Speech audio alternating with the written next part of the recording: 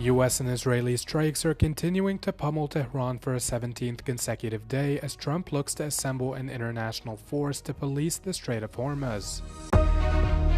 Spain has temporarily relocated its special forces from Iraq due to security concerns amid the Iran war. Preliminary results emerged in the first round of the French municipal elections held on Sunday after polling across 35,000 municipalities. The U.S. and Israel are continuing to strike Iran as the war enters day 17, with the allies reporting major successes on the ground and a significant decline in Iranian combat power. The U.S. military's Central Command says it's carrying out daily attacks against critical military sites and infrastructure, which it says are being used to target allies in the region in retaliatory strikes, as well as vessels in the Strait of Hormuz. Attacks on the tight waterway have ground shipping and energy exports from the region to a halt and have sent oil prices in a spiral as Brent crude continues to trade at over $100 a barrel. U.S. President Donald Trump says he has demanded, quote, about 7 countries to join a coalition to police the strait and help escort stranded oil vessels out to resume energy supplies. It'd be interesting to see what country wouldn't help us with a very small endeavor, which is just keeping the strait open. And by comparison, isn't small. It's small because Iran has very little firepower left. About 7. About 7. Just remember that it's something that we don't need, and these countries don't need. Israel says it has so far struck over 2,000 targets and 10,000 munitions across Iran as it continues to identify new positions to attack daily. יש לנו תוכנית לחימה סדורה ומתוכננת היטב. יש לנו עוד אלפי מטרות באיראן, ואנחנו מייצרים מטרות נוספות מדי יום. המשטר כבר מוחלש, ואנחנו ממשיכים להחליש אותו יותר ויותר מדי יום. הוא מעורער, והוא מסתיר את זה מהאזרחים שלו. Meanwhile, Tehran is also claiming success on the ground, as it too says its attacks on Israel and across the region are proving effective.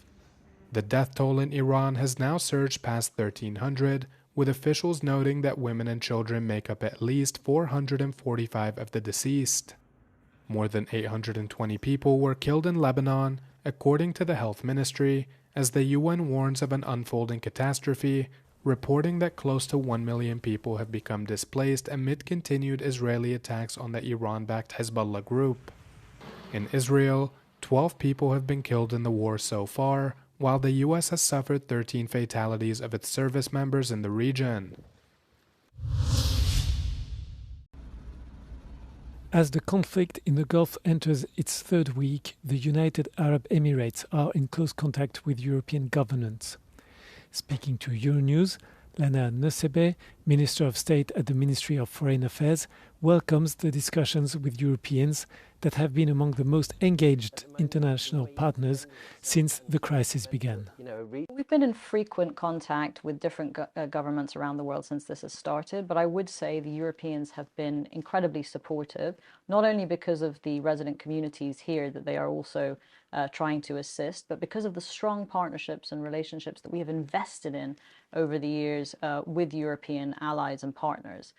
The region plays a critical role in global energy flows and maritime trade, making disruption likely to have far-reaching consequences for European economies.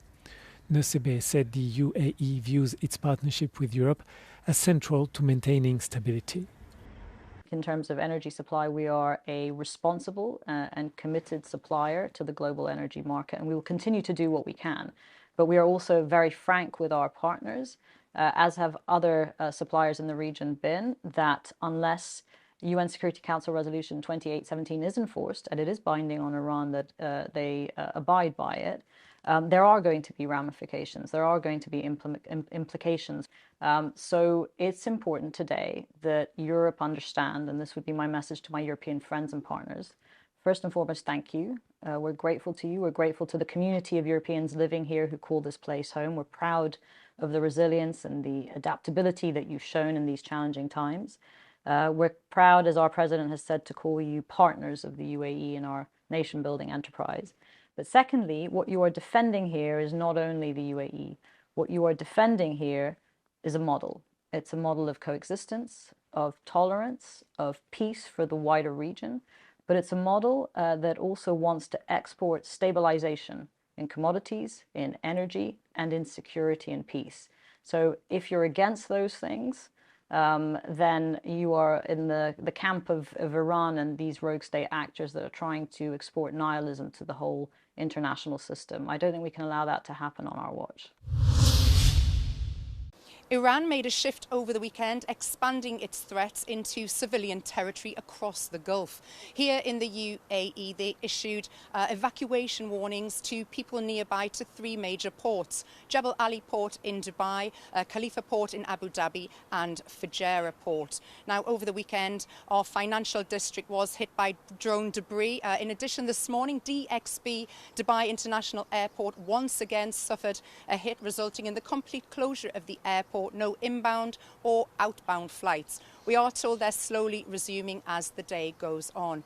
A couple of hours ago, a drone strike in Abu Dhabi hit a civilian car, resulting in 1 death. And just a few moments ago, we're hearing of reports of black smoke plumes billowing above Al Quwain, which is one of our nearby emirates.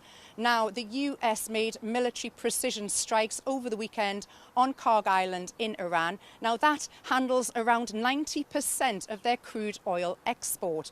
And while it's said that the oil infrastructure was not hit, US President Donald Trump did make a statement saying he may hit the island again just for fun. Now, the UAE has hit back at those claims that those US strikes originated from UAE territory. And our presidential advisor, Dr. Anwar Gargash, took to his social media this morning and over the weekend and said that those claims are part of a confused policy that has misdirected its aim, lost its compass, and forsaken wisdom. Jane Witherspoon, Euronews in Dubai. Spain has temporarily relocated its special forces from Iraq due to security concerns, which make it impossible to continue operations safely. The ministry did not specify where the forces were relocated to. The decision followed Thursday's fatal drone attack on a French military base in the Erbil region of Iraq. French President Emmanuel Macron slammed Tehran and called the attack unacceptable. He stressed that French forces were deployed strictly for counter-terrorism operations and that the war in Iran cannot justify such strikes. Italy also evacuated personnel from a base near Erbil International Airport after a drone struck the base last week. No Italian troops were injured. Spain deploys roughly 300 military personnel in Iraq as part of the international coalition against the Islamic State group. The country has maintained a continuous presence in Iraq since 2015. In most of French town halls, well, the outcome of the first round of the local election is clear. About 2/3 of them should have elected a mayor by a Sunday night, often because there was little to no competition. But in major cities, well, the battle remains open and could lead to high-stakes runoffs next Sunday. In Paris, polls show the socialist candidate Emmanuel Grégoire ahead of conservative candidate Rachida Dati during this first round. In other major cities like Marseille and Lyon, well, the top candidates are currently neck and neck in this first round. So that means that in these cities, well, alliances will be crucial before next Sunday. And some political leaders have already set red lines. For example, French President Emmanuel Macron's Renaissance Party, as well as Olivier Faure, the leader of the Socialist Party, have all excluded any alliance with the hard left France Unbowed. Meanwhile, the hard left France Unbowed party is calling for left-wing unity in cities where the right or the far right could win. The second round will take place next Sunday, deciding control of the city halls across France, with national implications ahead of the country's presidential election next year. An investigation by German news agency DPA has reported that the EPP, the European Parliament's largest conservative group, has been working closely with far-right members in order to pass tougher migration laws. Research into private WhatsApp logs and face-to-face meetings indicated that cooperation between the EPP and parties like Germany's AfD is far deeper than previously admitted. The draft migration law, which proposes deporting asylum seekers to return hubs in countries outside the EU, had been stuck for months after the Social Democrats refused to back it. To break the deadlock, the EPP reportedly presented its proposal to the right-wing populist ECR, Patriots for Europe, and the Europe of Sovereign Nations group, to which the AfD belongs. The logs show the EPP even accepted amendments from AfD politician Mary Khan, specifically regarding medical tests to determine the age of asylum seekers. EPP leader Manfred Weber did not deny the existence of chat logs, but dismissed their political relevance, claiming he does not control staff chat groups. While the committee majority is seen as a breakthrough for the Return Hub roadmap, critics warn the move could violate fundamental human rights and permanently shatter the parliament's firewall against the far right.